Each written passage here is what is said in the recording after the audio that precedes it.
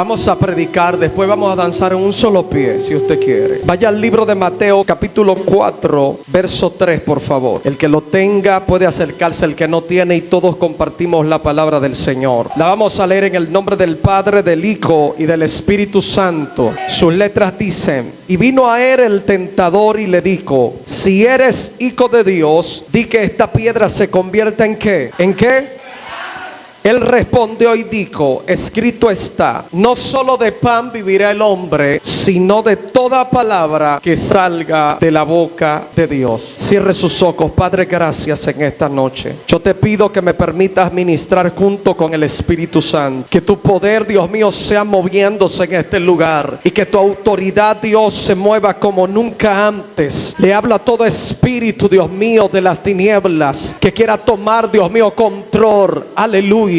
Lo desautorizamos en el nombre de Jesús. Todo espíritu del diablo, Dios mío, en el nombre de Jesús lo atamos y lo echamos fuera. Se somete a la autoridad de Cristo en esta noche. Dios mío, todo espíritu de quebranto por el poder de tu palabra, Señor, que mientras yo predique, tú libertes, tú sane, restaure, Dios, rompa cadena. En el nombre de Jesús, yo te pido, Dios, que en esta noche hay una unción que se va a meter en esta noche violenta aquí en este lugar. Hay gente que no se va como vinieron en esta noche, porque hay una unción de Dios que se va a mover poderosamente aquí. Dale un aplauso a Dios en esta hora. Dele la mano al que está a su lado y dígale: tú me ves tranquilo, pero soy peligroso. Dígale: la apariencia no es lo que tú estás viendo, es lo que yo soy por dentro. Dígale: ten cuidado porque soy peligroso. Dígaselo. Dígale: cualquier cosa Dios puede hacer en esta noche. Ay, ay, ay. Ay, ay, ay. Regáleme 10 minutos y Dios lo va a hacer. Dios lo hace en uno, pero yo necesito 10. Dígale al que está a su lado: el poder de una palabra. Dígale: el poder de una palabra. Lo primero es que tenemos que aprender. Dios me enseñó a ponerle nombre a las cosas. Yo aprendí que lo que no posee nombre ciertamente no existe, dando a entender que para algo existir tiene que poseer nombre. ¿Por qué? Porque el nombre es lo que le da razón de esencia a lo que existe. Por ejemplo, este púlpito sabemos que existe y sabemos que es un púlpito, pero lo que le da la esencia al púlpito es el nombre que el púlpito posee. Por eso la Biblia dice que a lo que Adán le puso nombre, hasta el día de hoy es su nombre. Pero lo que más me impresiona es lo siguiente: los judíos dicen que dependiendo del nombre que posee la persona, así será el destino profético de dicha persona. Por eso es que cuando una de las de Jacob iba a dar a luz a uno de sus hijos, específicamente Raquel, dice que esta mujer, por el dolor que había pasado, por la dificultad que había enfrentado, esta mujer dijo: el nombre de este hijo que voy a tener va a ser un nombre de destrucción. Y le dijo: el nombre tuyo será Benoni, que significa dolor y sufrimiento. Pero dice la Biblia que Jacob se levantó y le dijo: mujer, estate tranquila, porque a ti no te toca ponerle nombre a lo que a mí me corresponde. Y dice la Biblia que Jacob le dijo: no se llamará Benoni, se llamará Benjamín, que significa hijo de mi mano derecha. Aleluya. En otras palabras, hay gente que han querido marcar la descendencia con nombre de destrucción, pero Dios te tiene noticia en esta noche. Dios te dice: ten cuidado. El nombre de una persona es tan importante para los judíos que determina qué esta persona iba a ser en un futuro. Por ejemplo, la Biblia habla de un hombre llamado Jabes. Este hombre, cuyo nombre significa raíz estéril, dice la Biblia que este hombre en un momento determinado le dijo a Dios, que invocó el nombre del Dios de Israel, y le dijo: si tú me dieras bendición, si tú cambiaras mi nombre, si cambiara mi historia, la cosa sería diferente. Y dice la Biblia que Dios lo hizo más ilustre que todos sus hermanos. Y ilustre significa aquel que brilla por encima de las estrellas. En otras palabras, algunos que creyeron en que esta raíz estéril no iba a dar fruto, ni iba a dar fructificación, dice la Biblia que Dios le cambió el nombre y le dijo que iba a ser alguien ilustre, que brillaría por todas las estrellas. Y aquí Dios le está hablando a alguien que el diablo ha querido marcarlo con palabras de muerte, con palabras de destrucción. Y Dios te dice: no es lo que estás viendo, es lo que Dios determinó de. Dígale al que está a su lado: el poder de una palabra. palabra. La palabra de Dios enseña en el libro de Isaías, uno del quinto, conocido como el quinto evangelio. Dice la Biblia que Isaías habla sobre la manifestación de Cristo en la tierra. Habla sobre lo que es el nacimiento, los padecimientos y la redención que Cristo iba a manifestar aquí en la tierra. Pero lo que más me impresiona es que cuando Adán peca en el huerto de Edén, Cristo manifiesta 3 puntos poderosos. Dice la Biblia que introdujo la redención a través de Cristo. Dice que restauró la creación caída y la reposicionó nuevamente en el lugar de donde había caído. En otras palabras, lo que Dios hace a través de Cristo es que le devuelve la esencia que el hombre había perdido en el huerto de Edén. Pero hay algo impresionante, es que los teólogos dicen que lo que el hombre perdió en el huerto fue una relación de padre a hijo. Pero yo me voy más allá. Yo comencé a investigar de esto y me di cuenta que lo que el hombre perdió en el huerto fue la esencia del Padre. Aleluya, fue el pensar como Dios piensa. Por eso Pablo dice: transformaos por medio de la renovación de vuestro entendimiento, para saber cuál es la buena voluntad de Dios, agradable y perfecta. En otras palabras, es muy difícil que alguien conozca la voluntad de Dios en su vida si no hay una renovación del entendimiento. Y yo he venido a hablar con gente que tienen que renovar la mente, porque el diablo le está atacando fuerte. ¿Por qué Pablo dice transformaos por medio de la renovación del entendimiento? Por eso Pablo vuelve y dice: transfórmense en el hombre que fue creado según Dios. Para conocer lo que Dios quiere hacer contigo, lo primero que tienes que hacer es transformarte la mente, cambiar el pensamiento y establecer el pensamiento de Dios. Por eso la Biblia dice que como el hombre piensa, así hace. Aleluya, dice que cuáles son los pensamientos del hombre, tal es él. Tú quieres darte de cuenta cómo una gente camina, cómo una gente se maneja. Míralo cómo actúa, y así como actúa, así piensa. Los mediocres piensan como se conduce. Pero aquí hay gente de reino, aquí hay gente que saben para qué fue que Dios lo posicionó en este lugar. Hay gente que sabe para dónde van y para dónde vinieron. La gente tiene que entender en esta noche que Dios está contigo. Es impresionante cuando el enemigo conoce que tú entiendes cuál es tu propósito, cuál es tu diseño y cuál es el objetivo que tú necesitas alcanzar. El diablo se turba. Pero hay gente que no conocen cuál es el diseño de Dios para su vida. Hay gente que andan turbados por el porvenir del mañana. ¿Sabe algo? La gente que cargan una palabra no se preocupan por el día de mañana. La gente que cargan una palabra andan confiados, creyendo en lo que Dios dijo. ¿Sabe algo? Cuando Dios te da una palabra, lo que Dios está haciendo es provocando una tormenta en el mundo espiritual. Por eso es que tú tienes que entender que cada palabra que Dios te da tiene que ser confrontada por las tinieblas. El diablo nunca se quedará tranquilo a lo que Dios dice de ti. ¿Usted quiere ver algo? Mientras Dios no le da una palabra a una gente, todo estará bien. Inmediatamente Dios te da una palabra, se alborota el mundo espiritual. Dios te dice: te voy a usar o te voy a bendecir, y todo lo contrario a lo que Dios te dice comienza a suceder. Dios te dice: te voy a bendecir, y llega un momento en que los colmados dejan de fiarte, porque todo lo que Dios te dice tiene que ser contrarrestado. Ahora depende de ti que tú le creas a lo que Dios te dijo. Cuando tú caminas por encima de lo que tú estés viendo, entonces tú serás alguien victorioso. Yo he venido a hablarle a una Ana y a una Penigna en esta noche. Aleluya. Tal vez Penigna te ha estado irritando con palabras. Tal vez el diablo ha estado diciendo cosas negativas de ti, pero Dios te dice en esta noche: camina sobre la palabra que te he dado. Camina confiando en lo que he dicho de ti. Aquí hay algo poderoso, y es que el último profeta que habló sobre la manifestación de Cristo fue el profeta Malaquías. Por eso Malaquías habla sobre lo que es la manifestación de Cristo en la tierra. Pero lo que más me llama la atención es que después que Malaquías profetiza, dice la Biblia que pasaron 400 años de silencio, donde no había palabra, donde Dios no hablaba al pueblo, donde Dios estaba en silencio, estaba callado, donde la gente estaba turbada, donde la gente estaba buscando una palabra de parte de Dios y no la encontraba. Dice la Biblia que aquel tiempo se conoció conocido como el periodo intertestamentario, periodo del túnel o periodo del silencio. Pero lo que más me impresiona es lo siguiente. Fue un periodo de silencio donde la gente estaba hambrienta de escuchar a Dios, donde la gente estaba desesperada. Y yo me imagino que en este tiempo también hay gente desesperada, apasionada por lo que di, por escuchar la voz de Dios. Aquí hay gente que en un momento determinado pensaron que la voz de Dios comenzó a escasear. Aleluya. Y Dios te dice: me alequé un momento para ver qué tú hacías. Me alequé un momento para ver cómo te manejaba. Aleluya. Hay gente que se turban cuando no escuchan a Dios, pero el mejor momento de Dios para tu vida es cuando Dios está callado.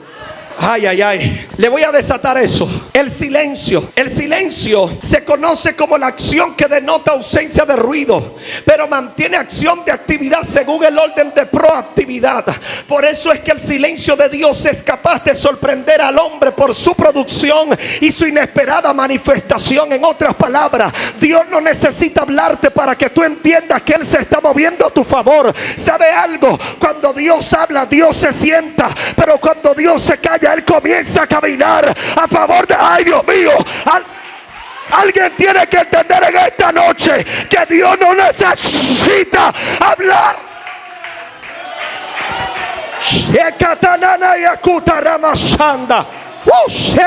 Yo siento el poder de Dios manando como un río aquí. Aquí hay gente que vinieron cabizbajos, que en esta noche se van fortalecidos. Aquí hay gente que el diablo le dijo hasta hoy, pero Dios te dice: avanza, que yo estoy contigo. Que se tuve el diablo con tu alabanza, que se tuve el diablo con tu adoración. El diablo ha querido cacharte por tiempo. El diablo ha querido hacerte silencio. Adórale, aunque tú no puedas adorar, adórale. Aunque tú no puedas decir gloria a Dios con la boca, di gloria a Dios con la mano. Di gloria a Dios con la mano en esta noche. Dios. Hay veces que uno quiere desatar códigos profundos y uno piensa muchas veces que la gente no lo va a entender. Pero cuando yo escuché en una ocasión a alguien decir que muchas veces queremos predicar tan profundo que ni Dios nos entiende. Una palabra simple provocará un despertar en la vida de alguien. Y cuando hablamos de despertar, hablamos de cortar la continuidad de un tiempo improductivo en nuestra vida, conocido como letargo espiritual. Y hay gente que el enemigo le ha querido susurrar y apagar la llama que hay en ellos. Gente que el diablo le ha dicho: pero ¿para qué tú oras si tú fallaste? Gente que el diablo le ha dicho: pero ¿cómo tú sigues la iglesia si tú eres un pecador, una pecadora? ¿Cómo tú sigues creyendo en un Dios ya que nunca te ha fallado y tú caíste en pecado? Dios te dice que el problema no es que tú hayas pecado, el problema es que te quede en el pecado que cometiste. Dios te dice: levántate en esta noche. Yo confío en ti, yo creo en ti, yo sé quién tú eres. Dios te dice. El problema de la gente es que se quedan en el pecado que cometen y no se levantan y siguen caminando. El problema del pecado es ese: quedarte donde caíste. Quedarte donde caíste. Hay algo poderoso acá, y es que le decía que toda palabra que Dios te da tiene que ser confrontada. Y usted mismo dice: pero Dios me dijo que me iba a usar, Dios me dijo que me iba a bendecir. Se me está enfermando la niña, el niño, no sé qué es lo que pasa. Y tú comienzas a turbarte y a decir: pero ¿cómo es posible? Dios me dio una palabra. ¿Cómo es posible? Dios me dijo algo. Y todo lo contrario, lo que Dios me dijo que está manifestando en mi vida. ¿Qué es lo que está pasando? Pequé, estoy mal. No es que pecaste o estás mal, es que la palabra que Dios te da tiene que ser confrontada por las tinieblas. Las tinieblas muchas veces creen más lo que Dios dice de nosotros que nosotros mismos. Hay gente, mire, cuando el enemigo, los adversarios, escuchan que de Ramón o de Julieta dicen una palabra en el cielo, Satanás, los emisarios van donde él está y le dice: ¿qué es lo que está pasando? No, hablaron de Julieta y dijeron que la iban a bendecir. Y el enemigo lo primero que hace es confronta lo que Dios dijo, porque lo que Dios dijo se cumple. Isaías 55 dice que la palabra que Dios da no retorna a él vacía, sino que vaya al cumplimiento por lo que Dios lo mandó. La Biblia dice que sea Dios verá y todo hombre mentiroso. Lo que Dios dijo de ti tendrá cumplimiento. tendrá cumplimiento. Pero hay gente que se han rezagado. Hay gente que no quieren caminar porque las tormentas le han estado golpeando fuertemente. ¿Sabe algo? Yo estoy aquí por compromiso. Todo el que predica, predica porque tiene un compromiso con el cielo. Yo estoy aquí porque Dios me trajo. Yo no iba a venir. Yo peleé una guerra antes de venir para acá terrible. Porque cada vez que hay una victoria que se va a manifestar, siempre hay una batalla que se levantará. Cada vez que Dios te va a entregar algo en un lugar, el enemigo siempre se va a levantar. El enemigo quiere apagar la luz de esta casa, pero no se lo permita. O sea, el enemigo quiere sacar este lugar de circulación. El enemigo quiere apagar lo que hay de Dios aquí en este lugar. No se lo permita. Hay una unción especial que en este lugar se mueve. Y Dios me ministraba y me decía: dile que hay una multiplicación que viene para este lugar. Dice Dios: el precio que están pagando no es en vano. Hay santo, hay gente aquí que van a ver el cumplimiento de lo que Dios dijo. No estás peleando en vano. Tu lucha no es en vano. Viene gloria de parte de Dios. Que el proceso duele, sí. El proceso es como los dientes. Mientras te crecen te duelen, pero después que te crecen tú aprendes a comer con ellos. Así son el proceso. Cuando tú estás en el proceso es doloroso, pero después que tú pasas el proceso tú puedes ayudar a otro que va a pasar el mismo proceso que tú estás pasando. El proceso no es para muerte. El proceso es para capacitarte y llevarte al nivel que Dios dijo que te iba a llevar. Alguien tiene que entender en esta noche que lo que tú estás pasando no te va a matar, te hará más fuerte.